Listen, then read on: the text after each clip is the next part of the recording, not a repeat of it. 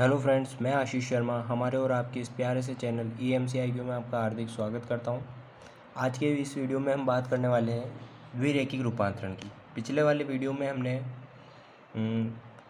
प्रतिचित्रण की डेफिनेशन की बात की थी और 5 प्रकार के प्रारंभिक रूपांतरणों की बात की थी, जिसमें हमने टोटल मिला के 6 एग्जाम्पल किए थे जो इम्पोर्टेंट है।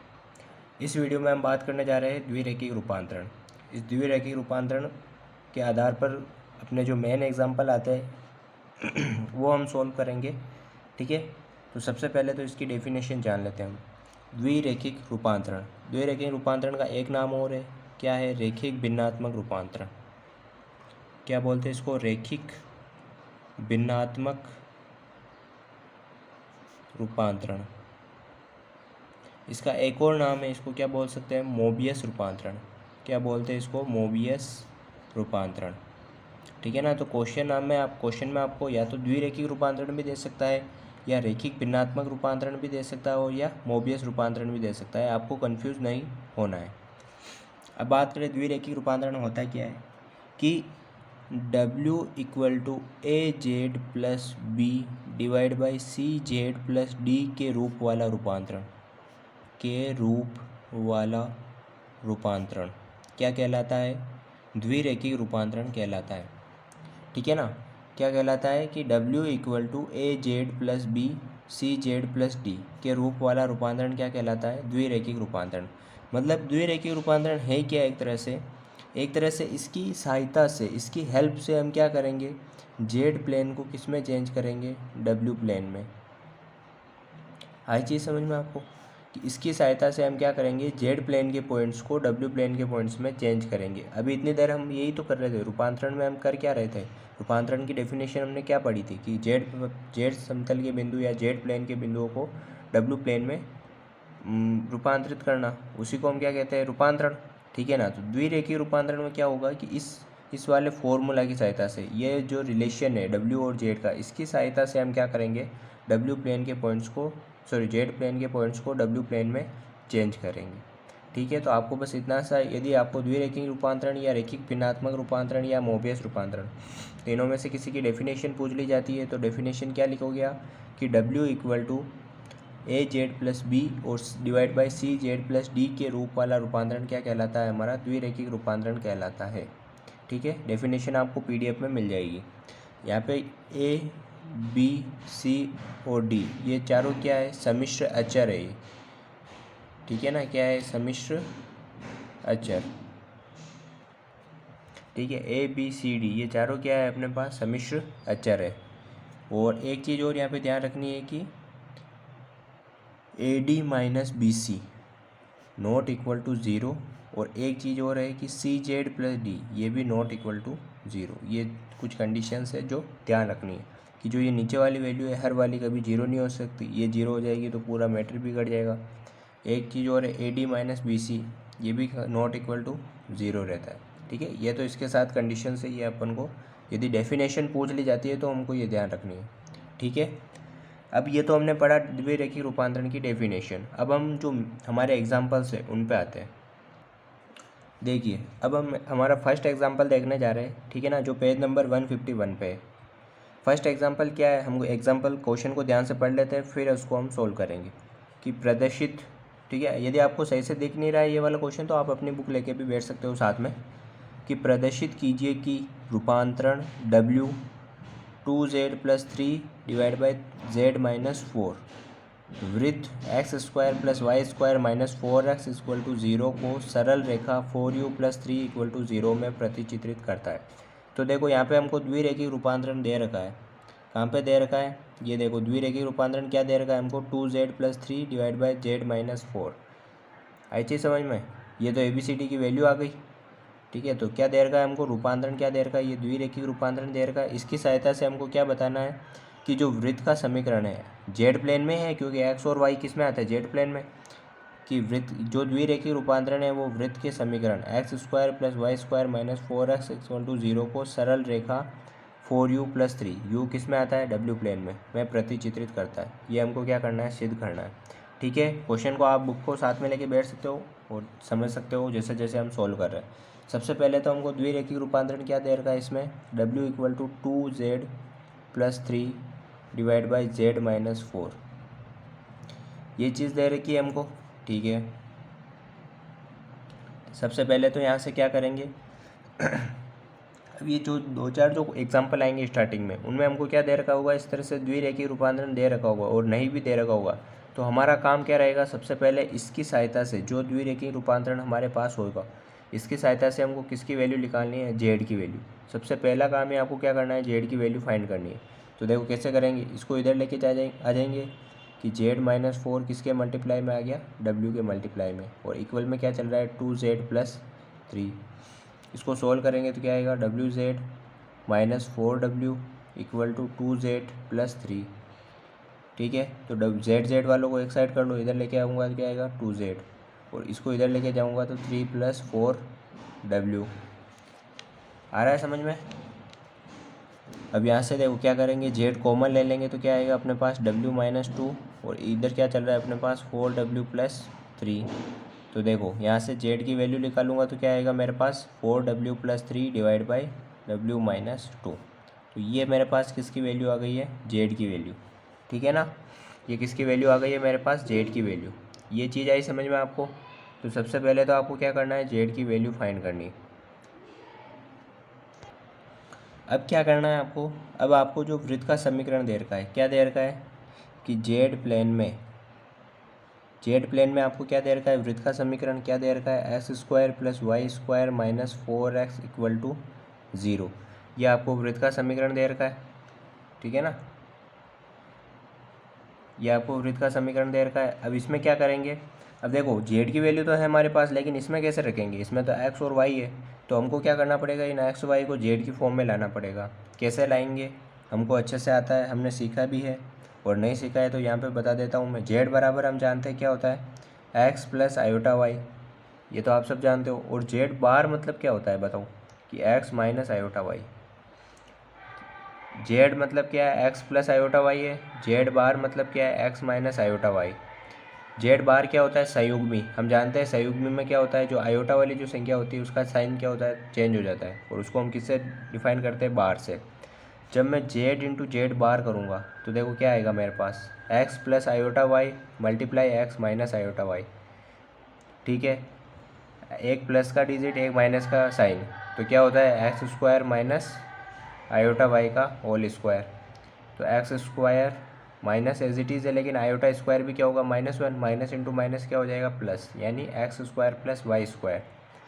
यानी जब हम जेड इंटू जेड बार करते हैं या कोई भी समिश्र संख्या और उसके संयुग्मी का मल्टीप्लाई कराते हैं, तो हमको क्या मिलता है, x² प्लस y²। आई चीज़ समझ में, मतलब जो भी उसके डिजिट होते हैं उनका स्क्वायर का प्लस मिलता है हमको। तो आप इतना सा ध्यान रखो कि जेड इंटू जेड बार करेंगे तो हमको क्या मिलेगा, x² प्लस y²। तो देखो यहाँ पे x² प्लस y² ही चल रहा है, तो इसकी जगह मैं क्या लिख सकता हूँ, जेड इंटू जेड बार। लिख सकता हूँ, नहीं लिख सकता हूँ, लिख सकता हूँ। ठीक है, ये माइनस मेरा एज इट इज़ चल रहा है। अब देखो मेरे पास 4x है, तो इसको भी मुझे जेड की फॉर्म में लाना होगा, क्योंकि मेरे पास तो वैल्यू जेड की है। ठीक है, तो देखो इसको कैसे ले आएंगे, एक चीज़ और हम जानते हैं, इसी की सहायता से सारे फॉर्मूले आपने जब इसी बुक में आपने फर्स्ट चैप्टर पढ़ा होगा तो उसमें सारी चीज़ें सीखी होगी आपने। और पहले भी हमने वैसे अपने समिश्र संख्या वाला चैप्टर पहले भी था 11th-12th में, तभी हमने सीखी है।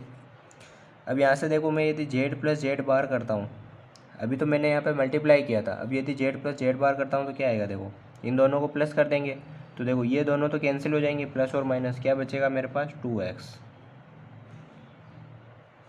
आई चीज़ समझ में, मतलब मैं 2x की जगह क्या लिख सकता हूँ, जेड प्लस जेड बार। तो लेकिन यहाँ पे मेरे पास क्या है, 4x है, तो मैं 2 बार ले लूँगा, बचा क्या अंदर 2x, और 2x की जगह मैं क्या लिख रहा हूँ, जेड प्लस जेड बार, और इक्वल में क्या चल रहा है, 0। ये जेड और z bar as it is है, इसको सोल्व करूँगा तो कितना आएगा मेरे पास,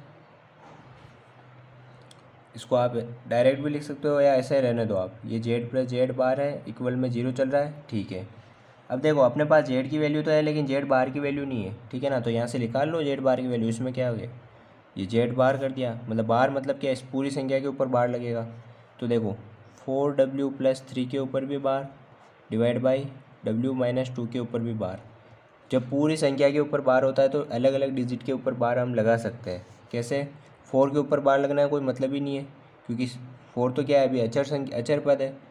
तो हमारे पास बार किसके ऊपर लगेगा, W के ऊपर, +3 डिवाइड बाई नीचे किसके ऊपर लगेगा, W के ऊपर, और -2 हमारा क्या है, एज इट इज़ है। आई चीज़ समझ में कि बार उसी के ऊपर तो लगेगा, सम्मिश्र संख्या के ऊपर। संयुग्मी हम किसका निकालते हैं, सम्मिश्र संख्या का ही तो निकालते हैं, अचर पद का थोड़ी निकालते हैं, ठीक है। इसलिए पूरे के ऊपर तो बार लगा, लेकिन जब हमने इनको सेपरेट किया तो बार किसके ऊपर लगा, केवल जो सम्मिश्र संख्या थी। तो कुल मिला के जेड बार की वैल्यू क्या आ गई, 4W bar +3 divide by W bar -2, ठीक है। अब इसको यहाँ वैल्यू रख देते हैं। जेड की वैल्यू क्या है, 4W +3 डिवाइड बाई W -2, और जेड बार की वैल्यू क्या है, 4W bar +3 divide by W bar -2 z की वैल्यू क्या है, 4W +3 divide by W -2 plus z bar की वैल्यू क्या है, 4W bar +3 divide by W bar -2 equal में क्या चल रहा है, 0। आई चीज़ समझ में। अब इसको सोल्व कर देंगे हम। सोल्व करेंगे तो क्या आएगा, ये दोनों तो क्या हो जाएगा, मल्टीप्लाई में है, तो मल्टीप्लाई कर दो आप। क्या आ रहा है, ये मल्टीप्लाई करेंगे तो 4W इंटू 4W बार कितना हो जाएगा, 16W बार।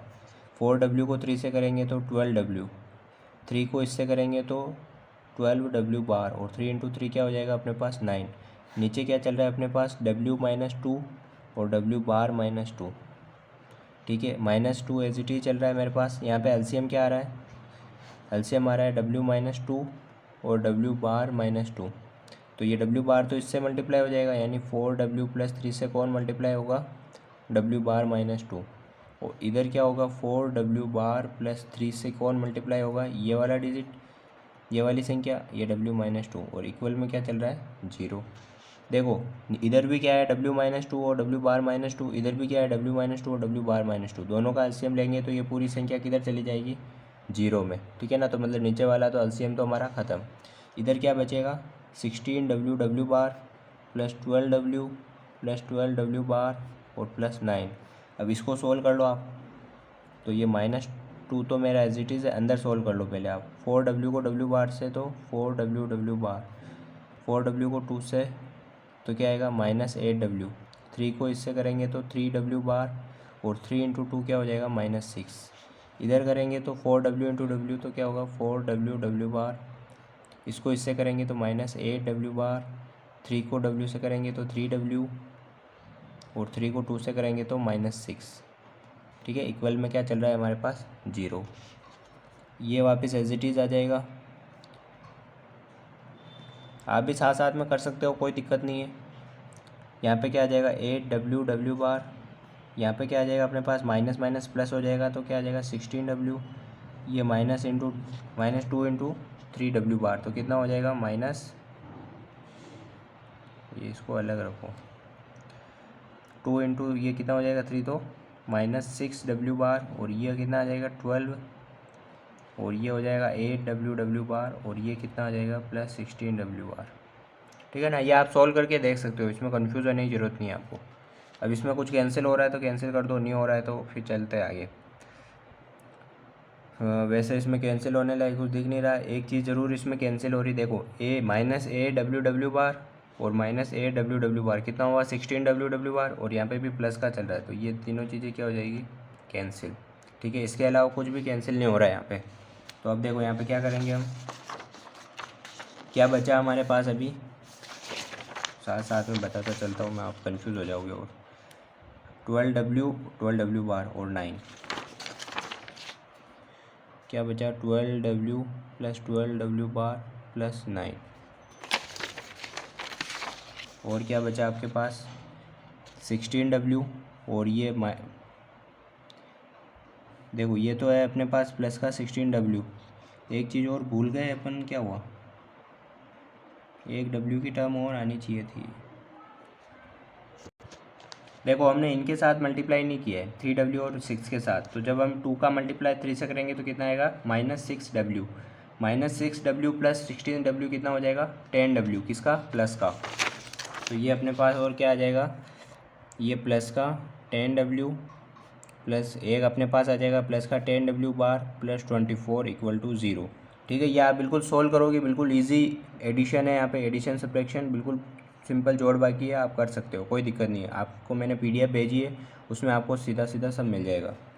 अब देखो इसके आगे सोल्व करना सिखाता हूँ मैं कि ये 12W है और ये कितना है 10W, तो कितना हो जाएगा ये 22W, ठीक है। और ये कितना चल रहा है देखो 12W बार और 10W बार, ये भी कितना हो जाएगा 22W बार, और 9 और 24 कितना हो जाएगा 33 इक्वल टू 0। कॉमन क्या आ रहा है 22, तो क्या बचा 12W plus W bar plus 33 equal to 0, ठीक है। यहाँ तक तो सिंपल जोड़ बाकी थी। अब क्या करना है देखो, हमारे पास क्या आ रहा है W प्लस W बार। अभी जस्ट हमने एक चीज़ सीखी थी कि Z प्लस Z बार कितना आता था 2x। मतलब जब भी हम कोई एक सम्मिश्र संख्या तथा उसके संयुग्मी का जोड़ करते हैं तो हमको क्या मिलता है, उसकी वास्तविक मतलब जो भी उसका वास्तविक नंबर है उसका 2 गुना हमको मिलता है।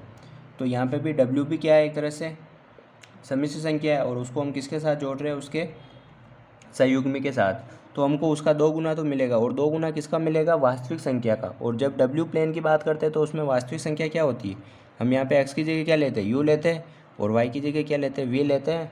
तो यहाँ पे हम x की जगह क्या ले लेंगे u। आई चीज़ समझ में। तो हम यहाँ पे क्या लिख देंगे 22 तो मेरा एज इट इज़ है, और यहाँ पे क्या आ जाएगा 2u, और प्लस क्या चल रहा है हमारे पास 33 इक्वल टू 0। तो देखो ये 2 बार आएगा तो कितना आएगा 44u प्लस 33 इक्वल टू 0। 11 से डिवाइड करेंगे तो क्या आएगा 4u प्लस 3 इक्वल टू 0। और यही तो हमको प्रूव करना था कि जब जो वृत्त है वो W प्लेन में किस रूप में रूपांतरित होता है 4u प्लस 3 रूप में। ये तो हमको क्वेश्चन में बोल रखा था, ये देखो 4u प्लस 3 रूप में प्रतिचित्रित करता है। कंफर्म कर लिया हमने, सिद्ध कर दिया बस, ठीक है। तो आप इसको एक बार वापस रिपीट करके भी देख सकते हैं, अच्छा क्वेश्चन है। हमारा सेकंड एग्जांपल क्या है कि वह प्रतिबंध ज्ञात कीजिए जिससे रूपांतरण W equal to AZ plus B CZ plus D W समतल में इकाई वृत्त को Z समतल में सरल रेखा में रूपांतरित कर सके। इस बार देखो उल्टा दे रखा है, हमको वह प्रतिबंध ज्ञात करना है जिसमें क्या हो कि वो जो द्विरेखीय रूपांतरण है वो Z समतल में एक इकाई वृत्त है उसको किस में चेंज कर सके, Z समतल में, मतलब W समतल में इकाई वृत्त को Z समतल में सरल रेखा में रूपांतरित कर सके, ठीक है। तो देखो कैसे करेंगे, बहुत छोटा सा क्वेश्चन है। सबसे पहले हम बात करते हैं हमारे कि द्विरेखीय रूपांतरण क्या होता है, कि द्विरेखीय रूपांतरण जो हमको क्वेश्चन में दे रखा है कि W equal to AZ plus B divide by CZ plus D, ये हम जानते हैं, ठीक है। अब एक चीज़ देखो कि हमको क्या चेंज करना है, W समतल में इकाई वृत्त। तो W समतल में इकाई वृत्त कैसा होता है, इकाई वृत्त मतलब क्या होता है, देखो W समतल में इकाई वृत्त का होने का मतलब है कि W समतल में देखो सबसे पहले तो जब हम वृत्त की बात करते हैं समीकरण की तो हम Z समतल की बात करते हैं, उससे आप समझोगे कि Z समतल में इकाई मतलब जो समीकरण होता है वृत्त का क्या होता है कि x² plus y² equal to r², यही तो होता है। और जहाँ पे इकाई वृत्त की बात कर रहे हैं तो x² plus y² equal to क्या हो जाएगा 1 क्यों होगा, क्योंकि इकाई वृत्त मतलब उसकी त्रिज्या क्या है 1, और जब त्रिज्या 1 है तो r की वैल्यू 1 होगी और 1 का स्क्वायर क्या हो जाएगा 1 हो जाएगा। ऐसे हम बात करें W समतल में इकाई वृत्त, तो W समतल में x और y की जगह क्या आ जाएगा हमारे पास u और v इक्वल में क्या आ जाएगा हमारे पास 1 आ जाएगा। एक चीज़ तो हमने ये समझी, एक चीज़ और आपको समझनी है यहाँ पे कि Z बराबर हम क्या जानते हैं कि x प्लस आयोटा y जानते हैं। तो मोड Z बराबर क्या होगा बताओ, मोड Z मतलब क्या होता है कि जब Z बराबर ये है कि x प्लस आयोटा y है तो मोड Z बराबर क्या होगा √x प्लस आयोटा y। तो हम क्या बात कर रहे थे कि Z इक्वल टू क्या है x प्लस आयोटा y, ये हम जानते हैं, ठीक है। तो मोड Z को हम क्या लिखेंगे, मोड Z को हम ये लिखते हैं कि x² प्लस y², ठीक है। तो mod Z equal to x² plus y² की वैल्यू कितनी आ रही है इकाई वृत्त के लिए 1 आ रही है, तो मोड Z की वैल्यू भी यहाँ से क्या आ जाएगी 1। तो यदि ये चीज़ हम W समतल के लिए लिखें तो क्या लिखेंगे मोड W इक्वल टू 1, ये क्या हो जाएगा इसका इकाई वृत्त का समीकरण। आई चीज़ समझ में। तो W समतल में इकाई वृत्त का समीकरण क्या हो जाएगा मोड W इक्वल टू 1 या u² plus v² equal to 1, ये क्या आ गया अपने पास W समतल में इकाई वृत्त का समीकरण। ठीक है। तो हम यूज़ किसका लेंगे, इसका, कि मोड डब्ल्यू इक्वल टू 1। इसी को तो हमको चेंज करना है, किस में, जेड प्लेन में, सरल रेखा में। तो मोड डब्ल्यू इक्वल टू 1। तो मोड डब्ल्यू की वैल्यू हमारे पास है, क्या है, कि a Z plus B divide by C Z plus d का मोड इक्वल टू 1। अब देखो यहाँ पे क्या करेंगे, हम कॉमन लेंगे, क्या कॉमन लेंगे, ए कॉमन लेंगे। ए कॉमन लेने पे क्या होगा, जेड प्लस बी बाई ए, नीचे से क्या कॉमन लेंगे, सी, तो क्या आ जाएगा, Z plus d by a, और इक्वल में क्या चल रहा है हमारे पास, 1। आई चीज़ समझ में। अब क्या करेंगे, हम इस ए बाई सी को इधर भेज देंगे, तो ए बाई सी इधर जाएगा तो हमारे पास क्या बचेगा, इधर z plus b by a divide by z plus d by a, और ये भी मोड में है तो ये इधर जाएगा तो क्या आएगा, सी डिवाइड बाई ए का मोड। ठीक है, सी डिवाइड बाई क्या है, ए क्या है, दोनों क्या है, अचर संख्या है, तो ये इसकी जगह मैंने क्या मान लिया, कोई भी के क्या मान लिया, अचर। तो इस प्रकार की कोई समीकरण बनती है जब क्या हो, सम्मिश्र पद हो, जो वो क्या हो, अकेला हो, और उसके साथ में क्या हो, और इक्वल में क्या चल रहा हो, अचर पद हो, तो ये हमेशा किसका समीकरण है, सरल रेखा का समीकरण है। किसका समीकरण है ये, सरल रेखा का समीकरण। ये चीज़ हम पढ़ेंगे चैप्टर नंबर 4 में, ठीक है ना। चैप्टर नंबर 1 है, चैप्टर नंबर 4 है, इसमें आपको देखने को मिलेगा। अभी आपको ये ध्यान रखना है कि ये किसका समीकरण है, सरल रेखा का समीकरण है। तो हमने क्या प्रूव कर दिया है कि डब्ल्यू समतल में जो इकाई वृत्त है वो किस में चेंज हो रहा है, हमारे सरल रेखा में चेंज हो रहा है। ठीक है, तो ये तो सिंपल सा एग्जांपल है। ठीक है, दो एग्जांपल हमने कंप्लीट कर लिए। अब जो हम तीसरे एग्जांपल की बात करेंगे वो एक टॉपिक पे आधारित है, वज्रानुपात। तो सबसे पहले हम टॉपिक का देख लेते हैं, वो टॉपिक कौन सा है। अब हमारा टॉपिक क्या है, वज्रानुपात। इसमें क्या होता है कि हमको क्या दे रखे होते हैं, 3 पॉइंट दे रखे होते हैं। 3 पॉइंट मतलब जैसे जेड प्लेन की बात करें तो इसमें भी 3 पॉइंट दे रखे होते हैं, Z1, Z2 और Z3। ऐसे डब्ल्यू प्लेन में भी हमको 3 पॉइंट दे रखे होते हैं, W1, W2 और W3। इन तीनों पॉइंट्स, जेड प्लेन के और डब्ल्यू प्लेन के तीनों पॉइंट्स, इन मतलब जेड प्लेन और डब्ल्यू प्लेन का जो रिलेशन होता है वही क्या कहलाता है, इन पॉइंट्स के बीच वही क्या कहलाता है, हमारा वज्रानुपात। क्या होता है कि W minus W1, W2 minus W3 divide by W1 minus W2 और W3 माइनस W, इक्वल में क्या चलेगा, Z minus Z1, Z2 minus Z3 divide by Z1 minus Z2 और Z3 माइनस Z। क्या किया हमने कि जेड प्लेन में भी हमको 3 पॉइंट दे रखे हैं, डब्ल्यू प्लेन में भी हमको 3 पॉइंट्स दे रखे हैं, उनके बीच हमने क्या बताया, रिलेशन, और इसी को हम क्या बोलते हैं, वज्रानुपात। ठीक है ना। अब इनका यूज़ कहाँ करेंगे हम, इनका यूज़ करेंगे हम जो हमारे अभी क्वेश्चंस आएंगे, एग्जाम्पल आगे के जो नेक्स्ट एग्जाम्पल है उनमें इनका यूज़ है, इसलिए इसको बताना ज़रूरी था। तो हमारा जो थर्ड वाला एग्जाम्पल है वो क्या है, देखिए थर्ड वाला एग्जाम्पल क्या है हमारे पास, कि वह द्विरेखिक रूपांतरण ज्ञात कीजिए, वह द्विरेखिक रूपांतरण ज्ञात कीजिए जो बिंदुओं Z1, Z2 तथा Z3 को क्रमशः W1, W2 और W3 में प्रतिचित्रित करता है। कि इस बार हमको क्या ज्ञात करना है, वह द्विरेखिक रूपांतरण ज्ञात करना है जो इन बिंदुओं को, मतलब जेड प्लेन के इन बिंदुओं को डब्ल्यू प्लेन के इन बिंदुओं में क्या करता है, प्रतिचित्रित करता है। और ठीक है, तो अब देखो एक चीज़ हमने सीखी है, क्या चीज़ सीखी है हमने, कि जब भी इसमें हमको क्या बोल रहा है क्वेश्चन, कि द्विरेखिक रूपांतरण ज्ञात करना है, कि वह द्विरेखिक रूपांतरण ज्ञात कीजिए। इसका मतलब क्या है, द्विरेखिक रूपांतरण हम जानते हैं क्या होता है, कि W equal to A Z plus B divide by C Z plus D. मतलब हम किसकी वैल्यू फाइंड करनी है, हमको W की वैल्यू। ये इसलिए मैंने आपको ये फॉर्मूला बताया कि हमको द्विरेखिक रूपांतरण फाइंड करने के लिए बोल रहा है, इसका मतलब क्या है, हमको W की वैल्यू फाइंड करनी है। इतनी चीज़ क्लियर है हमको, ठीक है। अब हमको जो जो पॉइंट्स दे रखे हैं उनको लिख लो आप, कि हमको Z1 कितना दे रखा है, 2, Z2 कितना दे रखा है हमको, आयोटा, और Z3 कितना दे रखा है हमको, -2। ऐसे W1 कितना दे रखा है हमको, 1, W2 कितना दे रखा है हमको, आयोटा, और W3 कितना दे रखा है, -1। ठीक है, अब हम क्या जानते हैं, वज्रानुपात से। किससे जानते हैं हम, वज्रानुपात से। क्या फॉर्मूला जानते हैं हम, W minus W1, W2 minus W3 divide by W1 minus W2 और W3 माइनस W। जेड के लिए लिखे तो सेम ही है ना, कि Z minus Z1, Z2 minus Z3 divide में क्या आएगा, Z1 माइनस Z2 और Z3 माइनस Z। ठीक है, अब ये वैल्यूज़ पुट कर दो। ये W की जगह W है मेरा, W1 की वैल्यू क्या है 1, ऐसे W2 की वैल्यू क्या है आयोटा माइनस W3 की वैल्यू माइनस माइनस क्या हो जाएगा प्लस, डिवाइड बाय W1 की वैल्यू क्या है 1 माइनस आयोटा और W3 की वैल्यू क्या है -1 माइनस W।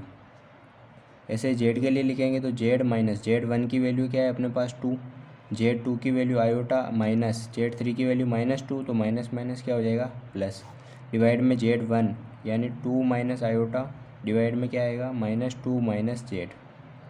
ये तो हमने इनकी वैल्यूज़ पुट कर दी। अब हमको इसको सोल्व करना है, तो सोल्व कर दीजिए आप कि देखो ऊपर क्या चल रहा है W-1 और क्या चल रहा है आयोटा +1, डिवाइड में क्या चल रहा है देखो यहाँ से माइनस कॉमन ले लूँगा तो क्या बचेगा W+1 और यहाँ पे क्या चल रहा है अपने पास 1 माइनस आयोटा। जब भी आयोटा की संख्या नीचे आ जाए तो उसका क्या कर लो आप ऊपर नीचे मल्टीप्लाई कर लो, किससे 1 प्लस आयोटा से। मतलब हमने क्या किया यहाँ पे परिमेयकरण कर लिया, और परिमेयकरण में क्या होता है कि साइन चेंज हो जाता है कि यहाँ पे माइनस था तो यहाँ पे ऊपर नीचे क्या आ जाएगा प्लस। इक्वल में क्या चल रहा है Z-2 चल रहा है और आयोटा +2 चल रहा है, और नीचे क्या चल रहा है अपने पास, यहाँ पे भी माइनस कॉमन ले लूँगा तो क्या बचेगा -Z+2, और यहाँ पे देखो क्या चल रहा है 2 माइनस आयोटा, तो परिमेयकरण किसका हो जाएगा 2 plus iota divide by 2 plus iota. आई चीज़ समझ में। अब इसका कर लेना, मतलब करना है आगे हमको मल्टीप्लाई कर क्या लेना है, मुझे ही कराना है क्या है W-1, देखो आयोटा +1 और आयोटा +1 क्या हो जाएगा आयोटा +1 का होल स्क्वायर, डिवाइड में क्या चल रहा है देखो माइनस तो हमारा एज इट इज़ चल ही रहा है, ये W+1 एज इट इज़ है मेरा 1 माइनस आयोटा और 1 प्लस आयोटा, तो 1 का स्क्वायर माइनस आयोटा का स्क्वायर, ये सब तो जानते हो नॉर्मल चीज़ें। Z-2 एज इट इज़ है, आयोटा +2 और आयोटा +2 क्या हो जाएगा आयोटा +2 का होल स्क्वायर, ये माइनस चल रहा है Z+2 चल रहा है, 2 माइनस आयोटा और 2 प्लस आयोटा क्या हो जाएगा 2 का स्क्वायर माइनस आयोटा का स्क्वायर, ये माइनस चल रहा है, ये W-1 चल रहा है, आयोटा +1 का होल स्क्वायर क्या होगा देखो आयोटा का स्क्वायर प्लस 1 का स्क्वायर प्लस 2 आयोटा। आ गई चीज़ समझ में। नीचे क्या चल रहा है अपने पास W+1, 1 का स्क्वायर 1 माइनस आयोटा स्क्वायर का मतलब -1 और -1 और माइनस +1, इधर क्या चल रहा है -Z-2, यहाँ पे भी आयोटा का स्क्वायर प्लस 2 का स्क्वायर और क्या आ जाएगा प्लस 4 आयोटा आ जाएगा। अरे ये तो फॉर्मूला जानते होगे ना। और ये क्या आ जाएगा Z+2 और यहाँ पे क्या आएगा देखो 4 माइनस 1, तो क्या आ जाएगा +1। ठीक है, अब आगे क्या करेंगे देखो, ये माइनस से माइनस कैंसिल हो रहा है, इनको साथ में लेकर क्यों चल रहा है अपन। ठीक है, तो ये देखो W-1 चल रहा है, आयोटा स्क्वायर की वैल्यू -1 और इधर क्या चल रहा है 1 का स्क्वायर +1, दोनों कैंसिल हो जाएंगे, बचेगा क्या 2 आयोटा, डिवाइड में क्या चल रहा है W+1 और क्या चल रहा है 1 + 1 2, इक्वल में इधर क्या चल रहा है Z-2, आयोटा का स्क्वायर -1 और 2 का स्क्वायर 4, तो -1 + 4 कितना हो जाएगा 3 और प्लस 4 आयोटा, डिवाइड में क्या चल रहा है Z+2 और कितना आ जाएगा 5, यहाँ से 2 से 2 कैंसिल, तो W-1 डिवाइड बाई W+2 और क्या चल रहा है साथ में आयोटा, और इधर क्या चल रहा है Z-2 और 3 + 4 आयोटा, डिवाइड में क्या चल रहा है Z+2 और 5। देखो एक चीज़ और क्या करेंगे हम, इस आयोटा को किधर भेज देंगे, इस 5 के साथ भेज देंगे। ठीक है ना, तो अभी देखो हमारे पास क्या आएगा कि W-1 डिवाइड बाई W+1, थोड़ा क्वेश्चन लेंथी है, थोड़ा टाइम भी ज़्यादा लग रहा है, लेकिन इजी क्वेश्चन है, मतलब हम इसको सोल्व भी कर रहे हैं और कुछ एक्स्ट्रा दिमाग नहीं लगा रहे इसमें, बस जैसे जैसे स्टेप आगे बढ़ते जा रहे हैं हम सोल्व करते जा रहे हैं, तो 1-2 बार आप करोगे तो आसान हो जाएगा आपके लिए। ठीक है ना, ऐसा मत समझना क्वेश्चन इतने बड़े बड़े तो फिर आप क्या करोगे, सभी चैप्टर में यही हालात है, तो इससे अच्छा एक चैप्टर तो है जिसको हम पूरा पढ़ के अच्छे से नंबर ला सकते हैं। ये चीज़ है अपने पास, इधर क्या चल रहा है Z-2 और 3 + 4 आयोटा डिवाइड बाई Z+2 और 5। ठीक है, अब इसके साथ में क्या आ गया आयोटा, तो जब नीचे आयोटा आ जाए तो वही परिमेयकरण कर लो कि आयोटा इंटू आयोटा। ठीक है, तो अब हमारे पास क्या बच जाएगा W-1 और W+1 और इक्वल में क्या चल रहा है Z-2 3 + 4 आयोटा, डिवाइड में चल रहा है Z+2 और ये 5। ठीक है, अब देखो ऊपर तो आयोटा आ गया, नीचे क्या आ जाएगा देखो आयोटा इंटू आयोटा क्या हो जाएगा, आयोटा स्क्वायर क्या हो जाएगा, माइनस आ जाएगा। तो आप यहाँ पे तो नीचे तो क्या आ गया अपने पास, माइनस। ठीक है, तो ये हमारे पास कुछ भी, जैसे हमने ये नीचे माइनस आ गया अपने पास, तो ये माइनस ले लिया क्योंकि आयोटा इंटू आयोटा स्क्वायर -1। अब ऊपर क्या आ गया देखो, आयोटा, तो इस आयोटा का मल्टीप्लाई मैं अंदर करा दूंगा तो क्या बचेगा, Z-2 तो मेरा एज इट इज़ है, ये माइनस चल रहा है, ये इससे मल्टीप्लाई होगा तो 3 आयोटा, और इससे मल्टीप्लाई होगा तो आयोटा इंटू आयोटा स्क्वायर -1, और इंटू क्या होगा 4, तो क्या हो जाएगा -4, और डिवाइड में क्या चल रहा है Z+2 और मल्टीप्लाई में 5। एक चीज़ और यहाँ पे कर सकते हैं, ये माइनस को यहाँ पे अंदर ले जा सकते हैं, तो Z-2 तो एज इट इज़ ही रहेगा, लेकिन यहाँ पे जो माइनस का 4 है वो किस में हो जाएगा, प्लस का, और ये प्लस का 3 आयोटा है तो माइनस का 3 आयोटा, और डिवाइड में क्या चल रहा है Z+2 और 5। ये अभी इतने सारे हमने स्टेप किए, तो ये एक स्टेप में भी कर सकते हो जब आप खुद करोगे, ठीक है ना। ये तो मैंने आपको समझाने के लिए इतने सारे स्टेपें लिखी है। तो कुल मिला के लास्ट में जाके हमारे पास क्या आ गया, W-1 डिवाइड बाई W+1 की वैल्यू क्या आ गई है, Z-2 4-3 iota divide by Z+2 into 5।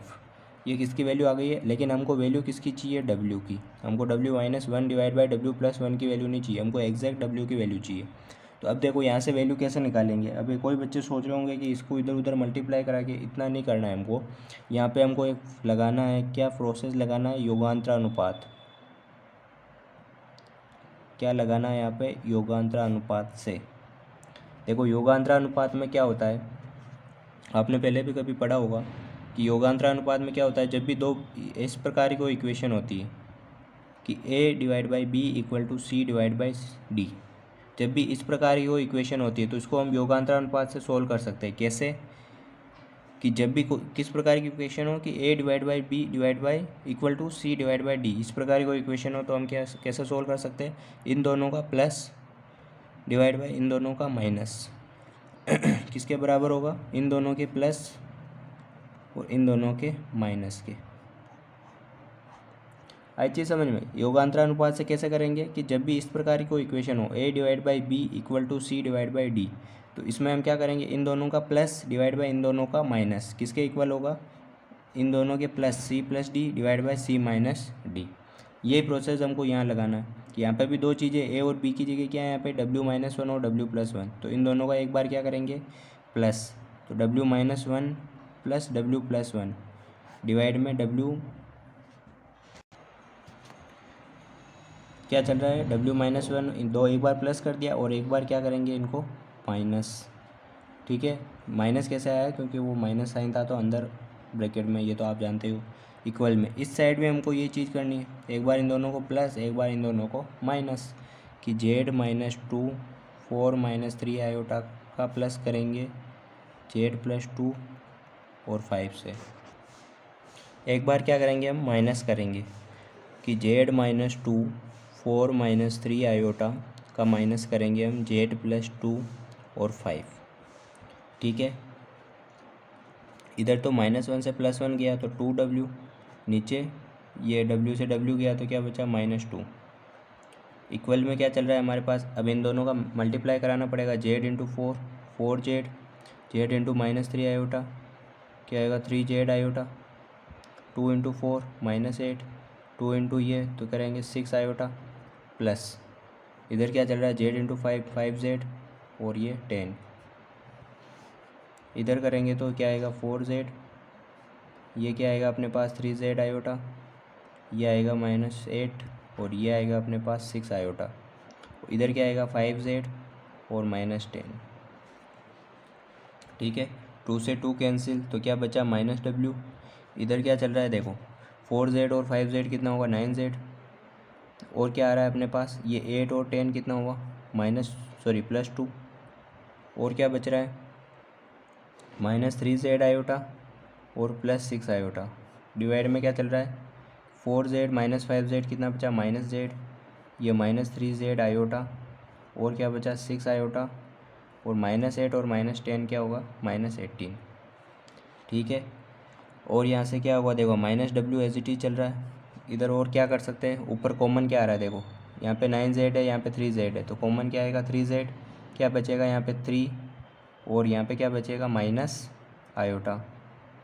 ठीक है, इन दोनों में क्या कॉमन आ रहा है 2, तो क्या बचेगा यहाँ पे 1 + 3 आयोटा। डिवाइड में इन दोनों में क्या कॉमन आ रहा है अपने पास, माइनस जेड, तो क्या बचेगा यहाँ पे 1 + 3 आयोटा। और यहाँ पे देखो क्या कॉमन आ रहा है, 6 कॉमन आ रहा है, तो क्या बचेगा आयोटा -3। तो ये माइनस को मैं इधर लेके जाऊँगा नीचे, तो क्या आएगा देखो 3z तो मेरा एज इट इज़ है, 3 माइनस आयोटा, पूरी ऊपर वाली टर्म तो मेरी एज इट इज़ है। डिवाइड में ये माइनस से माइनस क्या हो गया, कैंसिल, तो क्या बचा z 1 + 3 आयोटा, और ये 6 आयोटा माइनस, सॉरी क्या बच रहा है यहाँ पे मेरे पास, आयोटा -3, ये आयोटा -3, ये किसकी वैल्यू आ गई मेरे पास, जेड की वैल्यू, और ये वैल्यू मुझे सॉरी, ठीक है ना। अब दिख रहा है क्या किया यहाँ से मैंने, ये माइनस से माइनस कैंसिल कर दिया और इसी टर्म को वापस लिख दिया। तो ये डब्ल्यू की वैल्यू मेरे पास आ गई है, और हमको किसकी वैल्यू निकालनी थी, डब्ल्यू की वैल्यू निकालनी थी, क्योंकि हमको क्या फाइंड करना था, द्विरेखीय रूपांतरण। और द्विरेखीय रूपांतरण में किसकी वैल्यू निकालते हैं हम, डब्ल्यू की वैल्यू। तो बहुत ईजी था, हमको पॉइंट दे रखे थे, उनको फॉर्मूले में पुट किया हमने, बस उसको सोल्व करते गए। बस बीच में ये टर्म याद रखनी है हमको, योगांतरानुपात, तो इससे आसानी से सोल्व हो जाएगा। बढ़ते हैं नेक्स्ट क्वेश्चन की ओर, वो भी ईजी है। जो हमारा एग्जाम्पल नंबर 4 है वो क्या है कि वह द्विरेखीय रूपांतरण ज्ञात कीजिए जो बिंदुओं Z1, Z2, Z3 को क्रमशः W1, W2 और W3 में क्या करता है, प्रतिचित्रित करता है। तो सिंपल सी बात है, सारे बिंदु दे रखे हैं और हमको क्या वैल्यू निकालनी है, W की वैल्यू निकालनी है। बहुत ईजी है, सारे वैल्यू दे रखी है, हमको किस फॉर्मूला लिख देते हैं पहले, W - W1, W1 - W2 divide by W1 - W2 और W3 - W, और हम गलती कहाँ कर रहे हैं यहाँ पे कि W2 - W3, इधर क्या आ जाएगा, Z - Z1, Z2 - Z3 divide में Z1 - Z2 और Z3 - Z। ठीक है। अब देखो एक चीज़ यहाँ पे हमको देखनी है कि यहाँ पे Z1 की वैल्यू कितनी दे रखी है, इनफाइनाइट, और Z3 की वैल्यू, सॉरी W3 की वैल्यू भी हमको इनफाइनाइट दे रखी है। तो इसके लिए हम क्या सॉल्यूशन करेंगे, थोड़ा फॉर्मूले में हम थोड़ा ऊपर नीचे करेंगे। क्या करेंगे देखो, एक तो हमको W में किसकी वैल्यू दे रखी है इनफाइनाइट, W3 की, तो हम क्या करेंगे, ये W - W1 तो मेरा एज इट इज़ है, आप क्या कर लो यहाँ पे W3 को क्या ले लो, कॉमन ले लो। ये W3 को मैंने कॉमन ले लिया, तो क्या बचेगा यहाँ पे W2 डिवाइड बाई W3, और यहाँ पे बच जाएगा -1 डिवाइड में W1 - W2 तो एज इट इज़ है, यहाँ पे कॉमन ले लूँगा मैं W3 को, तो यहाँ पे तो बच जाएगा 1 - W/W3, यहाँ से W3 और W3 कैंसिल हो जाएगा।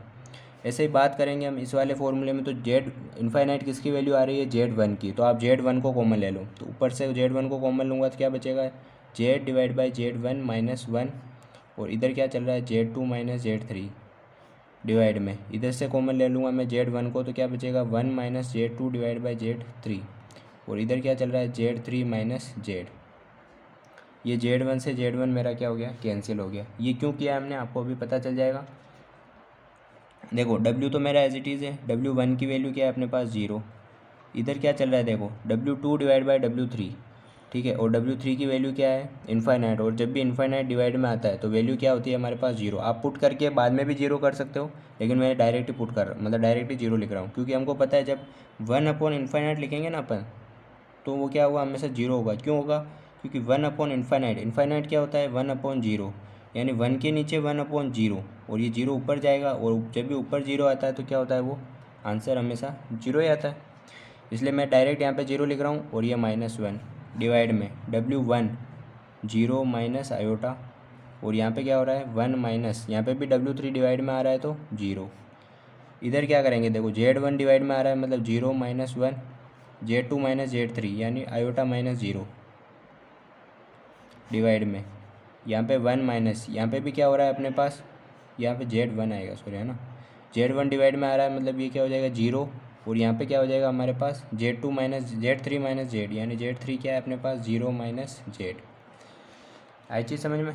तो देखो यहाँ पे क्या बचेगा W, और यहाँ पे क्या बच रहा है -1, यहाँ पे बच रहा है माइनस आयोटा, और यहाँ पे बच रहा है 1, इक्वल में इधर बच रहा है -1 आयोटा डिवाइड में 1 और Z।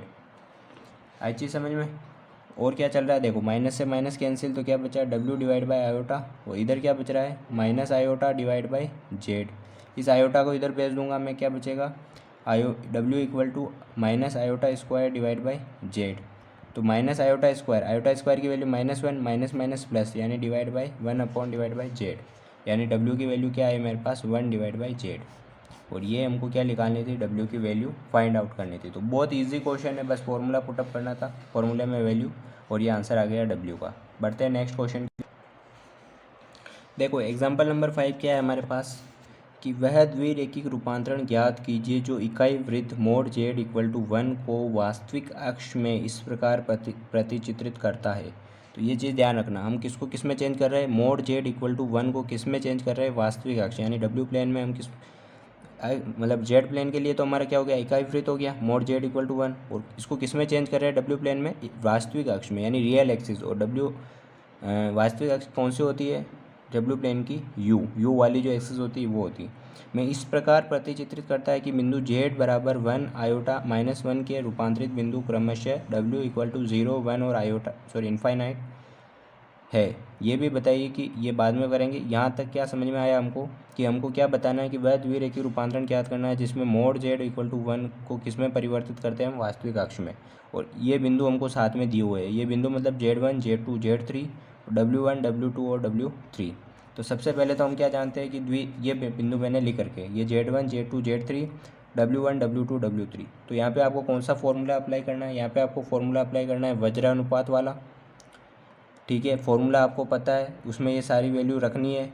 W3 इनफाइनाइट है, मतलब क्या करना है आपको, W वाले फॉर्मूले में W3 को कॉमन ले लेना और उसको पहले कैंसिल कर देना है। बाकी आपको कुछ कॉमन लेने की जरूरत नहीं है, as it is value put करनी है। ठीक है, ये वैल्यू पुट करने का काम आपको करना है। आपको PDF मिल जाएगी, आप एक बार खुद से करें, और नहीं आवे तो आप PDF में देख सकते हो। मैं आपको एंड में हमको क्या मिलता है, W की वैल्यू, जो आपको मैं मतलब बता रहा हूँ क्या आएगी, W की value 1 - z iota divide by 1 + z।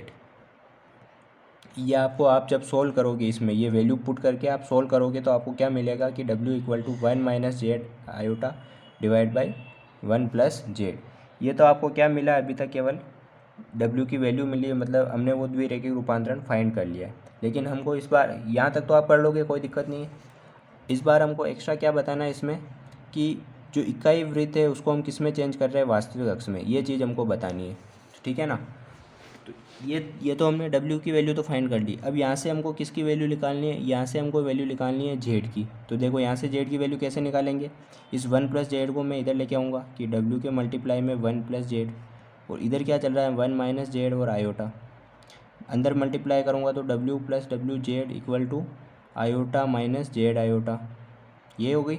अब देखो Z वालों को एक साइड कर लो, ये WZ, और इधर लेके आऊँगा तो ये Z आयोटा, और ये आयोटा एज इट इज़ है। इस W को इधर लेके आऊँगा तो आयोटा माइनस W, यहाँ से Z कॉमन ले लिया तो क्या बचेगा, W + आयोटा, और इधर क्या चल रहा है आयोटा माइनस W। तो यहाँ से Z की वैल्यू क्या आ जाएगी, iota minus W divide by, और ये आयोटा प्लस W। ठीक है, और यहाँ से मैं कॉमन लेना चाहूँ, ऊपर से माइनस कॉमन ले लूँ तो क्या बचेगा मेरे पास, W - आयोटा, और नीचे क्या लिख सकता हूँ मैं, W + आयोटा। ये तो मेरे पास किसकी वैल्यू आई है, Z की वैल्यू आई है। यहाँ से मोड Z की वैल्यू निकालो तो ये माइनस हट जाएगा, क्या बचेगा मेरे पास, W - iota divide by W + iota. तो ये मैंने किसकी वैल्यू निकाल ली है, मोड Z की वैल्यू। मोड Z की वैल्यू क्यों निकाली थी, क्योंकि हम किसकी बात कर रहे हैं, Z प्लेन में इकाई वृत्त की बात कर रहे हैं, और इकाई वृत्त में क्या होता है, मोड Z इक्वल टू 1, मतलब जो भी मोड Z की वैल्यू है उसको किसके बराबर रखना है हमको, 1 के बराबर। तो मोड Z की वैल्यू क्या आई थी हमारे पास, मोड W - आयोटा और मोड W + आयोटा इक्वल में 1 चल रहा है। इसको मैं इधर लेके जाऊँगा तो ये W - आयोटा का मोड इक्वल टू, ये इधर जाएगा तो W + आयोटा। इसको सोल्व करने का क्या तरीका है, दोनों तरफ क्या कर दो, स्क्वायर कर दो। दोनों तरफ स्क्वायर करेंगे तो क्या आएगा, जब भी हम कोई सम्मिश्र संख्या का मोड का स्क्वायर करते हैं तो क्या होता है कि W - iota as it is आएगा, और एक बार क्या आता है उसका मल्टीप्लाई में उसका संयुग्मी। ये चीज़ ध्यान रखना आप, जब भी, जैसे मैंने लिखा कि मोड Z का स्क्वायर, यहाँ पे Z क्या है, हमारी सम्मिश्र संख्या, तो इसको हम खोलेंगे तो इसका मतलब क्या है, Z × Z बार। आई चीज़ समझ में, कि उसके उस सम्मिश्र संख्या का उसके संयुग्मी के साथ मल्टीप्लाई ही उसके मोड का स्क्वायर कहलाता है। ये चीज़ ध्यान रखना।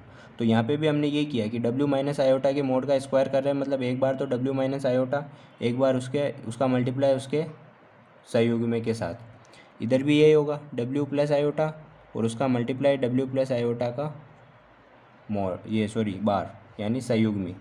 तो देखो W - आयोटा तो मेरा एज इट इज़ है, डब्ल्यू के ऊपर क्या आ जाएगा बार, और देखो आयोटा वाली संख्या है मतलब यहाँ पे बीच में साइन चेंज हो जाता है सहयुग्मी में, और इधर भी ऐसा ही करेंगे, डब्ल्यू प्लस आयोटा है, ये डब्ल्यू के ऊपर बार आ जाएगा और इधर क्या आ जाएगा माइनस आयोटा।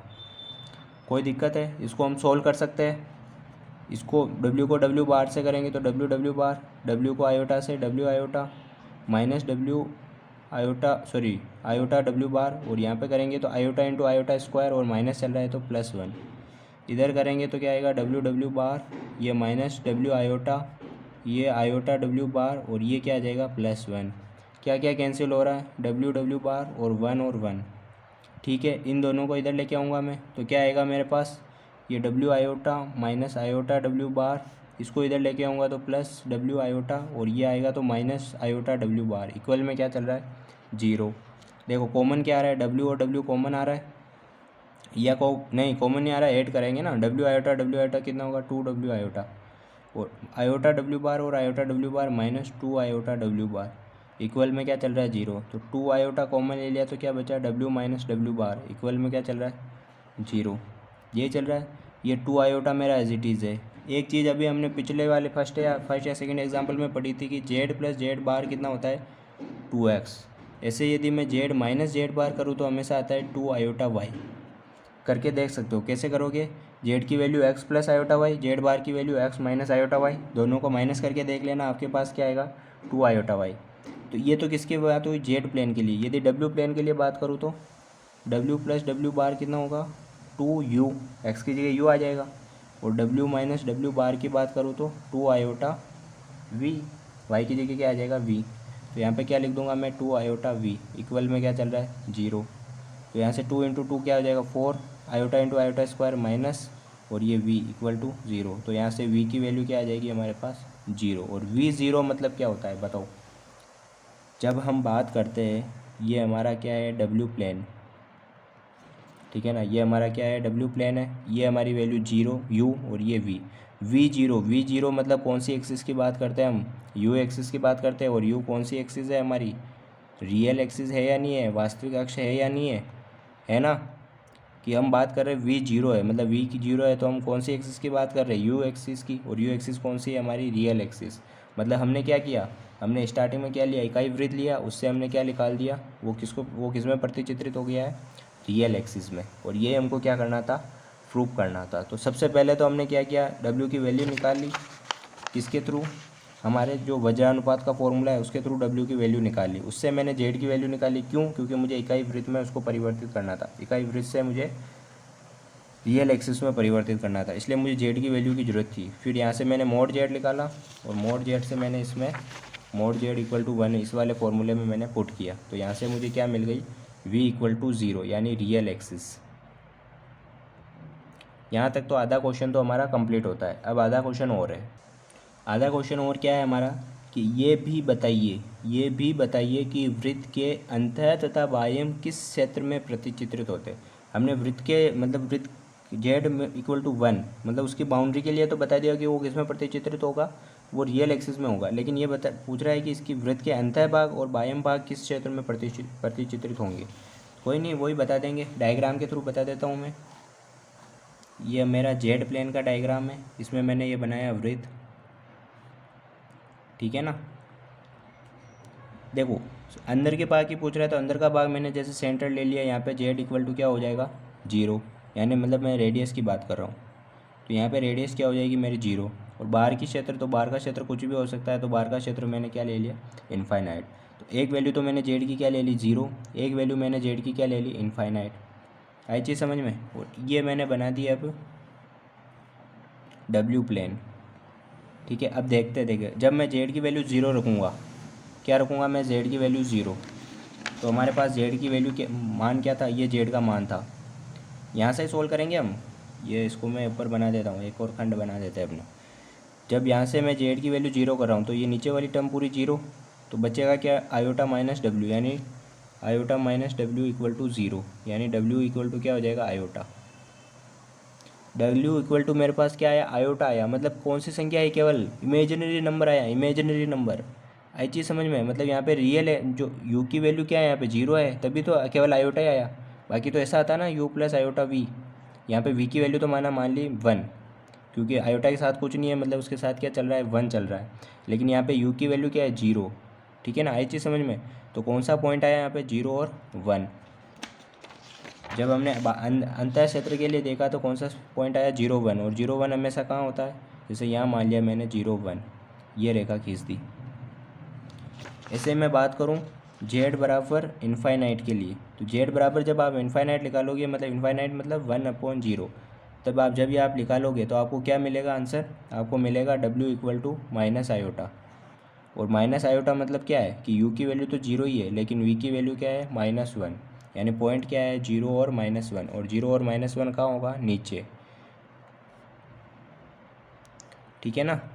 तो जब हम अंतः क्षेत्र की बात करते हैं तो हमको क्या पॉइंट मिलता है, 0 1 W प्लेन में। और जब हम बाह्य क्षेत्र की बात करते हैं तो हमको क्या मिलता है, 0 और -1। ठीक है ना। तो अब देखो इसमें हम क्या लाइन लिखेंगे, इसमें हम लाइन लिखेंगे इस प्रकार। हमने जब अंदर वाले क्षेत्र के लिए बात की तो हमको ऊपरी वाला भाग मिल गया, और जब हम निचले वाले क्षेत्र की बात करते हैं तो हमको नीचे वाला भाग मिल गया। और ये आधा भाग क्या हो गया, आधा भाग यह हो गया। तो हम क्या लाइन लिख सकते हैं, जब हम नीचे वाले भाग अंदर वाले क्षेत्र की बात करते हैं, जेड बराबर 0 के लिए हमको ऊपरी अर्ध भाग मिलता है, और जेड बराबर इन्फाइनाइट के लिए हमको निचला अर्ध भाग मिलता है, प्रतिचित्रित होता है। ठीक है ना। तो इस तरह से हमने क्या किया, जेड प्लेन को डब्ल्यू प्लेन में रूपांतरित बता दिया। इसके लिए 2-3 लाइनें लिखनी है जो आपको PDF में मिल जाएगी। तो बहुत अच्छा क्वेश्चन था और इम्पोर्टेंट क्वेश्चन था। वैसे सारे एग्जाम्पल इसके एक एक एग्जाम्पल इम्पोर्टेंट है। तो अभी तक हमने टोटल कितने एग्जाम्पल कर लिए, 5 एग्जाम्पल। ठीक है, सारे एग्जाम्पल एक साथ नहीं करा रहा हूँ क्योंकि बहुत बड़ा वीडियो हो जाएगा। ठीक है, थोड़ी परेशानी आ जाएगी, इसलिए मैं 5 एग्जाम्पल इससे पहले वाले में, रूपांतरण वाले में हमने 6 एग्जाम्पल पढ़े थे, उसको अच्छे से कंप्लीट कर लेना।